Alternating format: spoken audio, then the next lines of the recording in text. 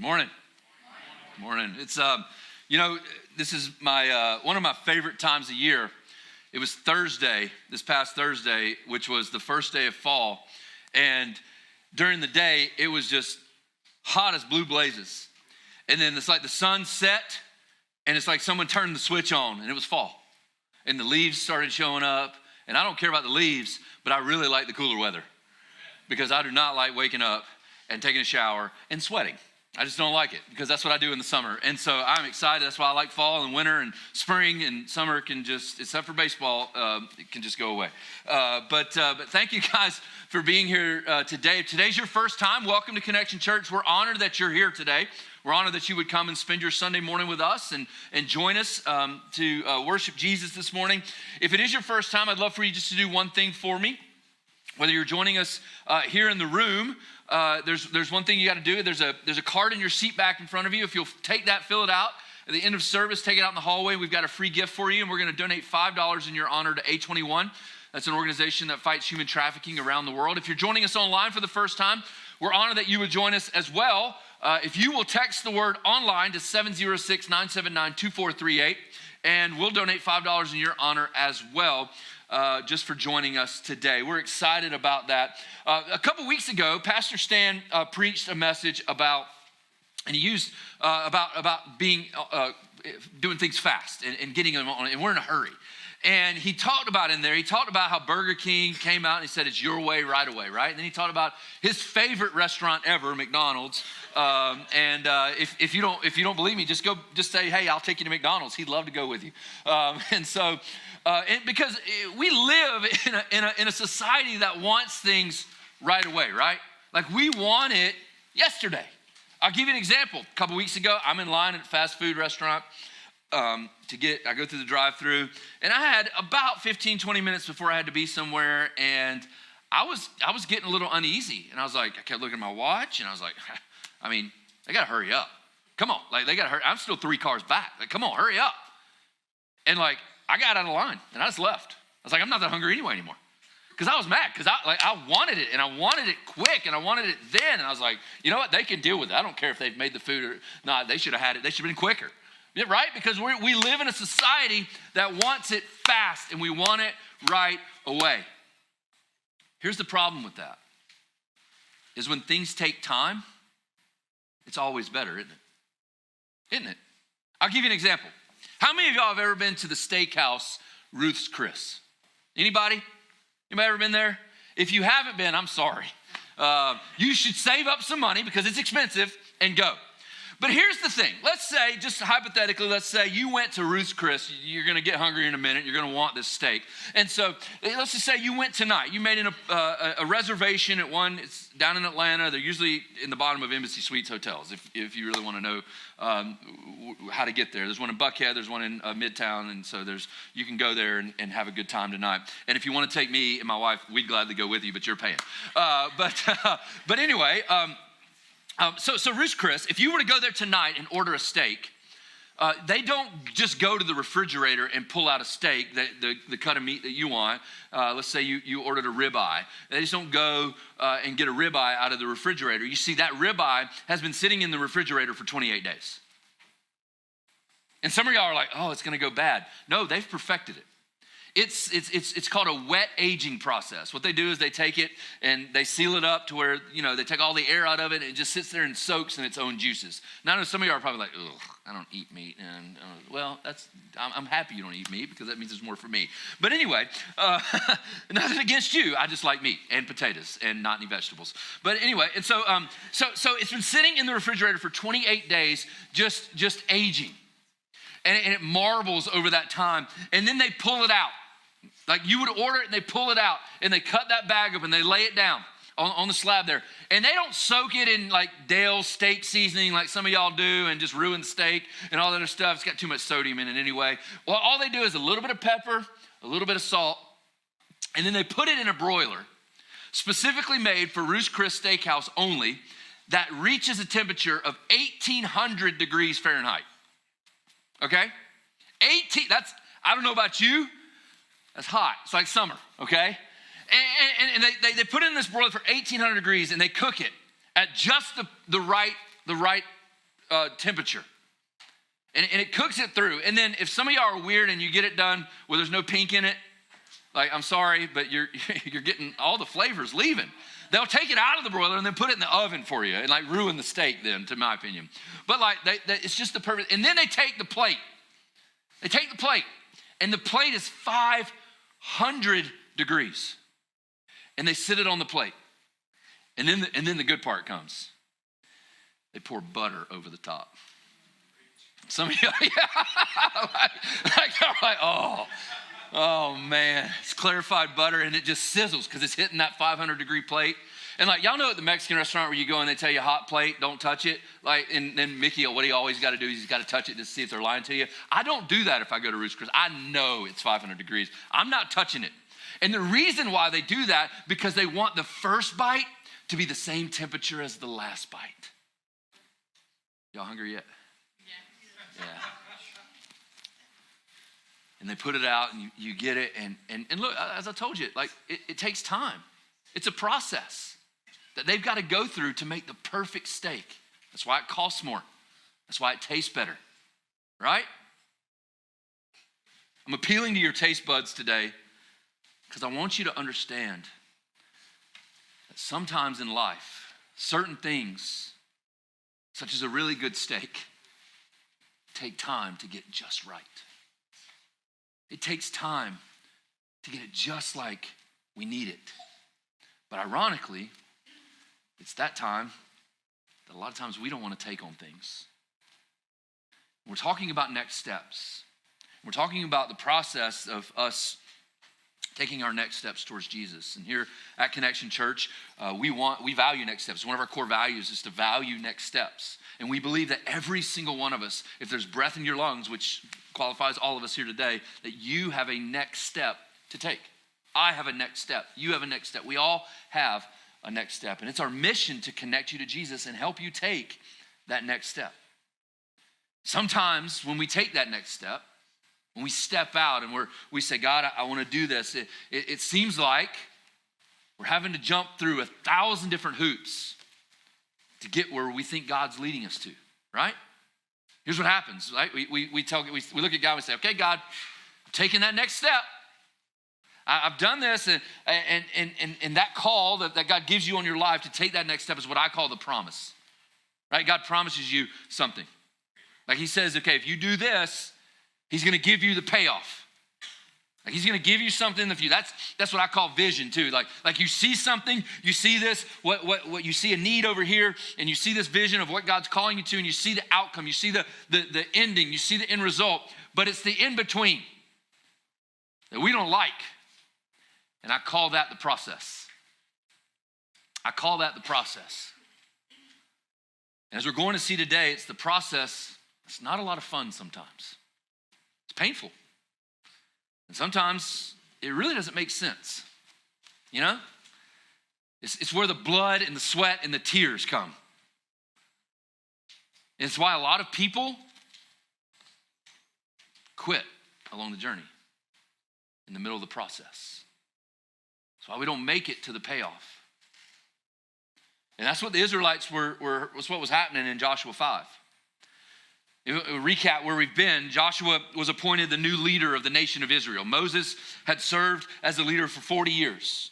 Y'all, if you don't know who Moses is, Moses was off serving his father-in-law, Jethro, and he got the call from God at the burning bush to go to Egypt and tell the Pharaoh, I'm taking my people with me. And they go across, and Moses led them for 40 years. And Joshua became the leader. And God told him, Joshua, you're my guy. And be strong and courageous. And he told him that 3 times. And last time he said, be very strong and courageous. God is with you. And then he sent spies as they're getting close to going into the promised land. He sends spies over into Jericho, and they camp out at Rahab's house, and they get safe haven at Rahab's house. And then they come back and they say, it's time. And here they are. What we see, what's happening in chapter 4 that we're not going to talk about that much, but I'll just kind of recap it for you. They've crossed over the Jordan. And they're right on the outskirts of a town called Jericho. And this town is fortified by a wall. It's got 2 sections of wall. It's got about a 20-foot section and then an embankment down and then about a 30 to 35-foot section. And And they're camped right outside this. And I can only imagine that some of the men in the camp were sitting there going, okay, now's the time. Let's go. We're going to take this place. We're going to go. We're going to get out there. And we're going to go in there and we're going to do what God's promised. And then God does something. And he tells Joshua something. And it gets a little weird. Especially for the men. Let's look and see what it says. If you have your Bibles, it's Joshua 5, and we're going to read verse 2 all the way to the end of the chapter, and then we're going to talk about it. Verse 2, it says, "At that time, the Lord said to Joshua, 'Make flint knives and circumcise the Israelites.' So Joshua made flint knives and circumcised the Israelites at Gibeath Haraloth. Now this is why he did so. All of those who came out of Egypt, all the men of military age, died in the wilderness on the way after leaving Egypt. All the people that came out had been circumcised. So all the men that were in Egypt had been circumcised. But all the people born in the wilderness during the journey from Egypt had not.'" This is 40 years. An entire generation, 40 years and younger, had not been circumcised. The Israelites had moved about in the wilderness 40 years until all the men who were military age when they left Egypt had died, since they had not obeyed the Lord. That's talking about where they said we need to take, they sent the 12 spies out. Joshua was one of those spies. Joshua and Caleb came back and said, let's go take the land. The other 10 didn't, so they disobeyed the Lord in that.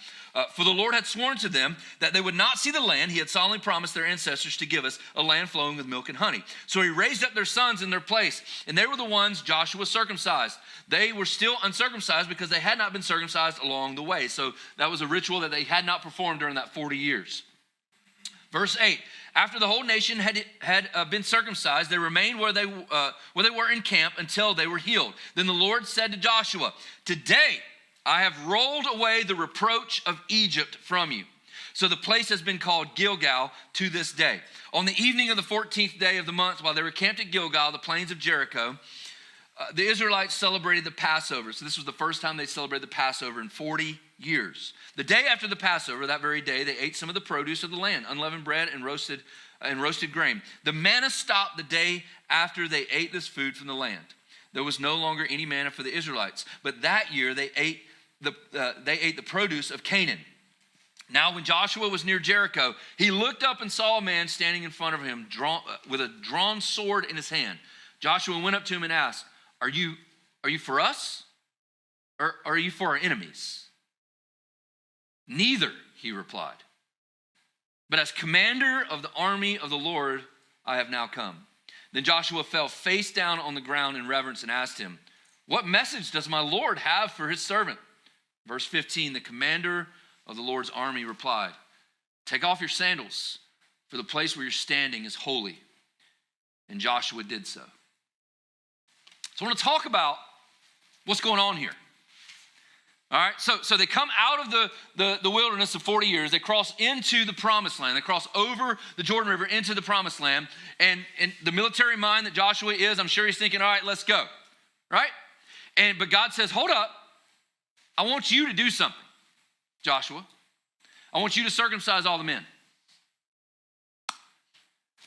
I don't know about y'all, but that would be a little uncomfortable for me to do. Let's just be honest, okay? Like you got a group of men, and we're not talking about like, okay, there's like 15 to 20 men. We're talking about an entire nation of men. Millions upon millions of people during this time. It's like, okay, here's your ticket, here's your ticket, here's your ticket, here's your ticket, and they're all lined up.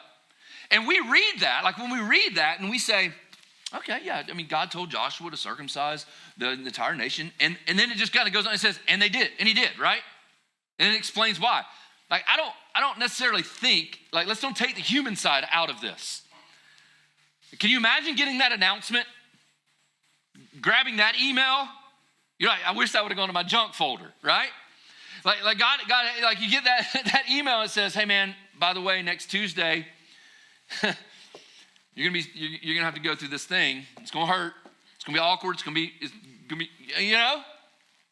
Like I would probably read that and be like, man, Josh has lost his mind. What in the world? I ain't doing that. There ain't no way. But there's a reason why. You see, if you go back and you kind of pick up there was a season that they needed of the first thing I want you to know today when you're in the process. You see, when you're in the process and things like you get all these things and things are happening and you think like nothing's going your way, there's a time that you need, and it's called a time of renewal. You see, they had to renew. They had to renew the covenant.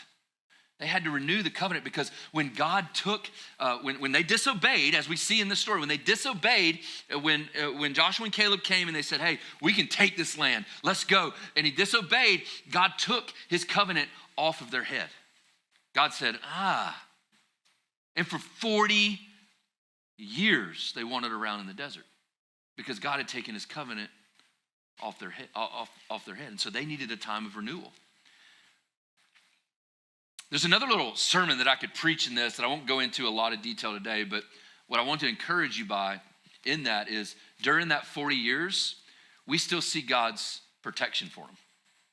Even though they were not in covenant with God during that time, he still protected them, right? We see it, manna. He provided food for them. He provided safe haven through a cloud in the day and a fire by night.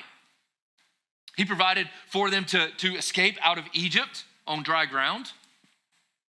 But they needed this ritual that they did as a renewal for their lives to say, I'm in covenant with God. You see, because here's the thing.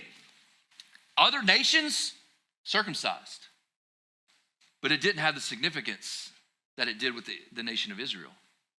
You see, when that ritual that the nation of Israel performed on their males was done to say that we are in covenant with the one true, holy, living God. You see, it was different. It was different. And so what they're saying is they're renewing that covenant. They're renewing that relationship with God. They're bringing themselves back into right relationship with God. Now, what I want you to understand about this is Old Testament events paint a picture of New Testament doctrine. Old Testament events paint this picture of New Testament doctrine. And what we see when you see something that talks about circumcision in the New Testament, a lot of times, if you want to read something about the actual ritual of circumcision versus what God's talking about in the underlying, go read Galatians. Go read Galatians. Like that, the entire first couple chapters in there about the Jews and the Gentiles arguing that Gentiles couldn't really be Christians because they weren't circumcised. And then Paul's talking about, no, it's not about the actual ritual, it's about your heart. And so what circumcision is to us is a ritual of our heart. It's about our heart. That's what it means to us. That it means that we need to take the layers of our heart that don't need to be there, that don't belong, and get rid of them. Give them to God and say, God, I'm yours.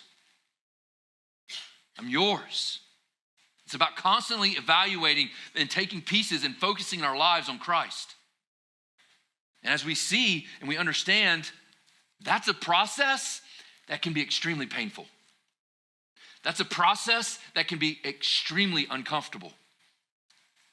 And ultimately, it really tests our faith. It tests our faith. But we see here that the whole nation, as it says in verse 8 right here, it says, after the whole nation had been circumcised, they remained where they were in camp until they were healed. The entire nation was obedient. The entire nation was obedient. And like I said, don't take the human side out of this. There had to be some reluctancy in this, right? Like if you want to just take this story out, think about when God's called you to be obedient to him. There's always some reluctancy, isn't there? I don't quite know if it's God really calling me to do this. Right?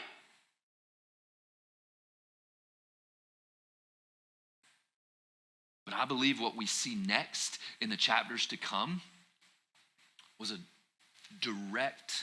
was brought about directly by their willingness to obey them on this difficult task. They were in the process. They were in the process. They were in the process.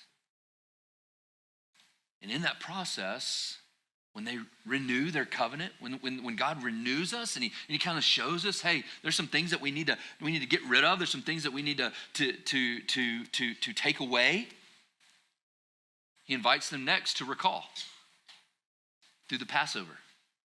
As I told you, this is a nation that had not celebrated this feast in almost 40 years. Think about this. This was their deliverance, right? This is how they remembered that God delivered them. We do this through communion, right? Like God tells us to remember him through communion and to do it as often as we can. This has been almost 40 years they had not done this, to remember their deliverance out of Egypt. They had wandered around in the desert and they had not celebrated the Passover for 40 years. The reason why is because uncircumcised people could not celebrate Passover. So you've got an entire nation of 40-year-olds and under that had never worshiped God like this. Think about that. And what he's telling me is you got to recall some things that God has done. And it leads us to worship. We talked about this in week 1, that we got to look back on our life. We got to see where God's been faithful to us. We got to see the things that he's brought us through. We got to see the things that he's done to remember to help us to take our next step, that God is still faithful. He will always be faithful to us. And he's telling you got to recall these things. And I know we preach a lot about what Paul says in Philippians 3, that we got to forget the former things. We got to press on, right? Sometimes we need to recall how good God is. We got to recall how good God is. And that's what this feast did. That's what this feast did. It helped them recall all the good times that God brought to them, and how the provision that he delivered them out of Egypt, that when they crossed the Red Sea, that they crossed on dry ground. And I think it's funny, they kind of bookend the crossing the Red Sea and crossing the Jordan, and it's really the same thing. If you go and you read the chapter before this, in chapter 4, it talks about them crossing the Jordan, and it talks about how they crossed on dry ground, and that the presence of God, the Ark of the Covenant, which represented the presence of God, when it was out in the middle of the water, the river, the Jordan River just basically dammed up, and it just was a big wall of water, and then everything else flowed downstream. And the moment that the men carrying the Ark of the Covenant set foot back on the bank, the waters just flowed and went back to flood stage. And so it was really cool, and it was dry ground to dry ground, miracle to miracle. And he's telling them, don't forget all the things in between that I've brought you through. And he says, that day they celebrated the feast, the manna quit coming. You see, manna was a representation of God's provision for their life. And he said, you don't need that provision anymore, because now you're in the land that I've promised you. You're in your inheritance. Step into it. Step into it. Because many times, like in the wilderness, if you go back and you read the story in the first 5 books of the Bible, when they're in the wilderness, you see a lot of them saying, it would be better just to go back to Egypt. It would be better for us just to be in Egypt and be a slave. You know, I've heard the old, you can take the country out of the person, but you can take them out of the country, but you can't take the country out of them. There's different reiterations of that we won't go into. Some of them deal with trailer parks and other things, but like that's what it was saying in that moment. Is you can take them out of slavery, but many times you can't take the slave out of them. And what God was saying is, you remember who I am. Recall what I've done for you. And that's what the Passover represented, and the manna drying up, and they're able to feast on the food of Canaan, and they're able to have this, and they've stepped away from the steak at Waffle House, and they've stepped up to Ruth's Chris. And that's what God's saying is, remember those things. Remember them. Remember them. Let God feed you, satisfy you. This is your inheritance. Remember who he is. And then I love the ending of this story where this mysterious dude shows up, right? With a sword. And I imagine in that moment what Joshua is feeling after performing all these surgeries is the loneliness of being at the top, right? He's feeling the loneliness of being the guy. And I imagine he goes off by himself and he's just there. And he's like, God, I don't understand what I just had to do, right? Like, I don't get it. Like, what's going on, God? I mean, I get all the rituals and the Passovers and all that, but really?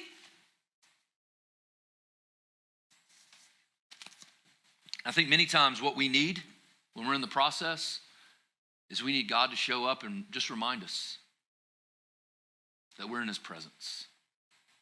And we need that. What I want you to know lastly is we need that reaffirmation. We need that reaffirm. Most people believe that this commander of the Lord's army is Jesus.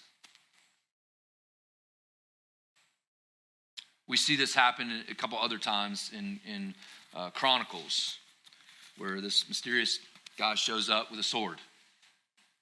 And if you go to the book of Revelation and you look at it, Jesus shows up with a sword. And in my mind, I just picture him, he's like standing there with his lightsaber, like, you know, like just pointing at Joshua. And Joshua's like, oh, what's up? And if you look at it, we reread it, I love this image. He just says, now when Joshua was near Jericho, he looked up and saw a man standing in front of him with a drawn sword in his hand. And Joshua went up and asked, hey man, are you for us or them? Are you on our side? Because if you're on our side, you look like a really cool dude, and I'd really like for you to come and like maybe you could come, like, you know. Or are you for them? Because if you're for them, like I'm gonna be in trouble. And then here's another like sermon inside of itself that I could preach. The answer is neither. What? Which kind of baffles you, right? Because the nation of Israel is God's chosen people.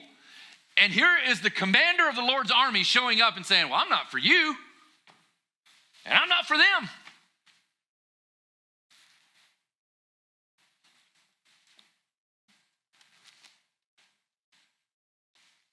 He said, but as the commander of the army of the Lord, I have now come. And what does Joshua do? He falls flat on his face down in reverence, and asks him, well, what message does the Lord have for his servant? And he doesn't tell him, hey, get up, go take the city. He doesn't tell him, hey, I got you this time. He doesn't say, I'm with you. What does he say? Just take off his shoes, man. You're in the presence. You're in the presence of God. Take off your shoes. Show some reverence. Right? And I think ultimately it is a reminder to Joshua that God's with him, that he's still there. And in the process, I don't know about you, if you've ever been in process, and I know many of us probably are in process right now, sometimes we need that reaffirmation in our life that, hey, God's still there. He's still with you. He'll never leave you. He'll never forsake you. He still got you.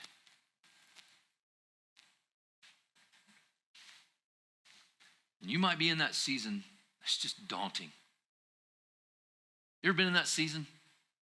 I know I have. And the process is just no fun, right? It's hard. It's daunting. It's long. My biggest advice that I could have for you in that season, in the process, is what we talked about today. It says, look at God. Recall who he is. Remember who he is. Renew what he's called us to. And just always remember, he's there. He's with you. He's with you. So this morning, I want to invite us to pray. I want to invite us just to go before God. Because I know many of us right now are slap dab in the middle of the process. I mean, we're right there, right? Like we've taken that step out and we believe that God's called us to take this step out. And we know what the future, like if we continue to follow Jesus, we know that the payoff is coming and we know the payoff's going to be good. But it's the in-between time that we don't like, right? You're sitting in the fast food line. You're just not willing to wait. So you leave the fast food line and you miss what was coming. So this morning, I want to invite us to pray. And so right now, let's just bow our heads. And just for a second, I just want you, it's just you, and I know there's people beside you, I know there's people around you, but it's just you and God. Just for a few minutes. Just try to block out and focus on God. Just block out who's around you. Block out where you're going to eat this afternoon. Block out who's playing football this afternoon. Block out whatever you got to do this just for a few minutes. And just focus on God.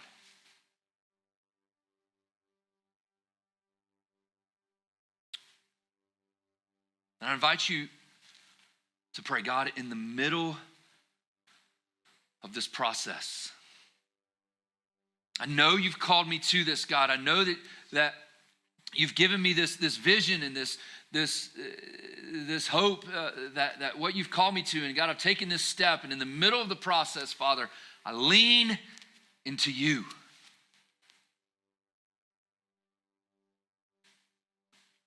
God, help me to keep my eyes focused on what you've called me to and who you've called me to be. And even though there's pain, there's misunderstanding, there's confusion, there's bewilderment of the situation, God, I trust you. I trust you.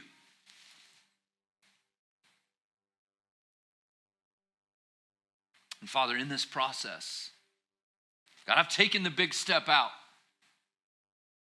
But in this process, God, show me what the next step is.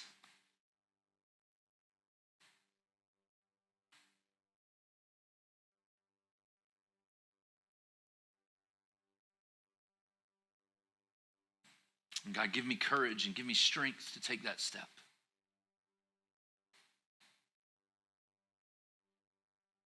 God, transform my heart. Take away the pieces of my heart that don't belong, that don't need to be there. And as David prayed in Psalm 51, God, renew a right spirit within me.